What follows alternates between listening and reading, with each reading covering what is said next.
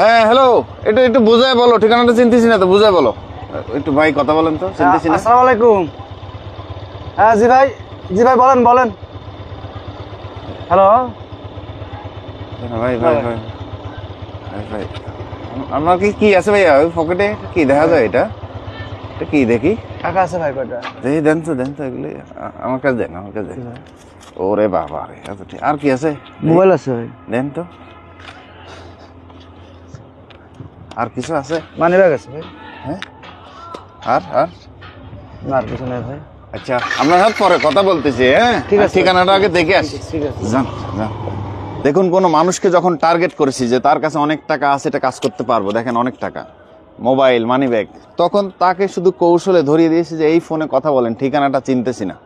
সে ফোনে কথা বলার সময় এই যে ফোনের কাছাকাছি, খুব কাছাকাছি এই শয়তানের নিঃশ্বাস তার ভিতরে প্রবেশ করে, সে আমার নিয়ন্ত্রণে চলে আসে। এর নিয়ন্ত্রণে চলে আসার পরেই তার কাছে থাকা এই সব কিছু কিন্তু আমি সহজেই নিয়ে নিছি।